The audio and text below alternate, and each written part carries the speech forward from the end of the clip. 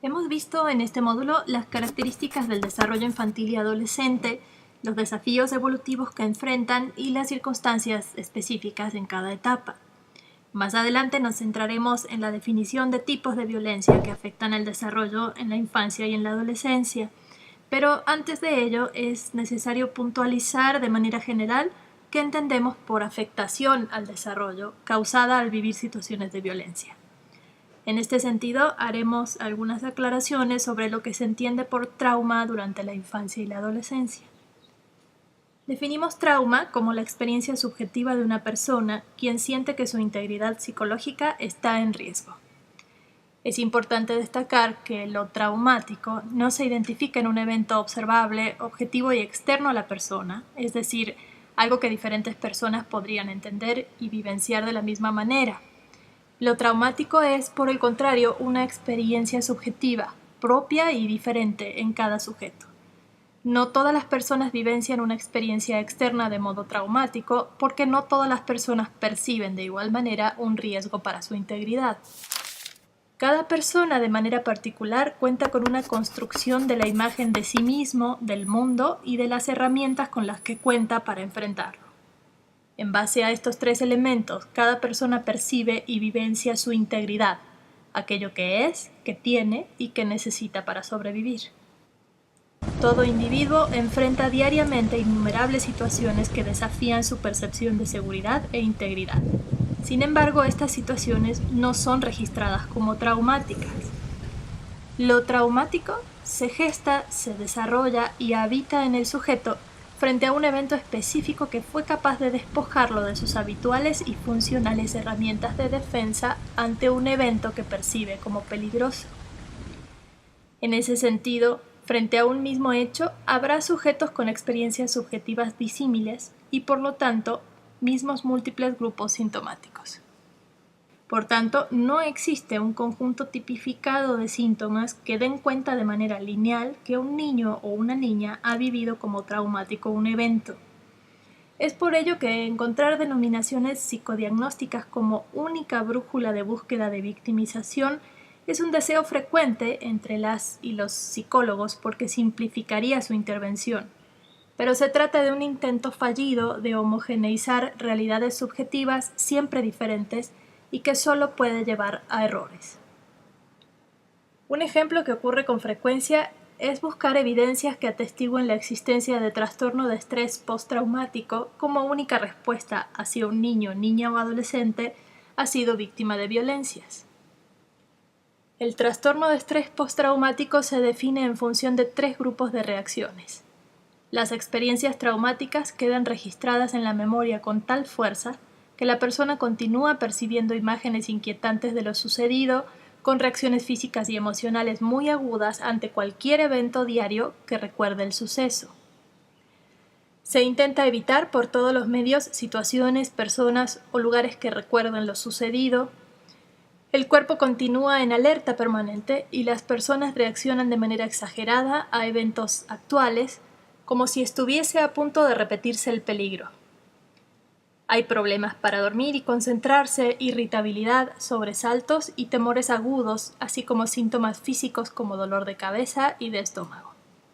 Es posible que un niño, niña o adolescente presente estrés postraumático al sufrir una victimización, pero también es posible que no presente esta sintomatología. Entonces, que un niño tenga o no trastorno de estrés postraumático no es un indicador directo y absoluto para confirmar o para descartar que haya sido víctima de violencia.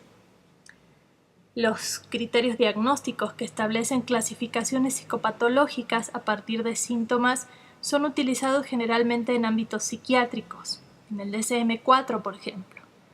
Sin embargo, para definir trauma, es necesario descubrir si un evento es capaz de quebrar en el individuo su primordial sentimiento de seguridad.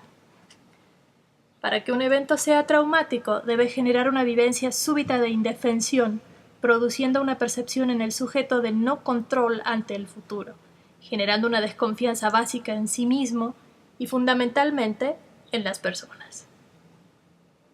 La afectación no se revelará en un patrón de síntomas fijos y establecidos. Muchos niños o niñas que han sufrido violencias no experimentan trastorno de estrés postraumático o ningún síntoma típico o esperable, y eso no significa que no hayan vivido la experiencia como traumática, solo significa que presentan otro tipo de sintomatología: ansioso-depresivo, problemas adaptativos, dificultades de inhibición conductual, entre variadas evidencias emocionales y comportamentales que no corresponden al cuadro de estrés postraumático. Algunas veces se manifiesta el trauma con un detenimiento del desarrollo en algún área específica, cognitiva principalmente. Al trabajar con infancia, antes que buscar un criterio diagnóstico, es más útil centrarse en el concepto de violencia.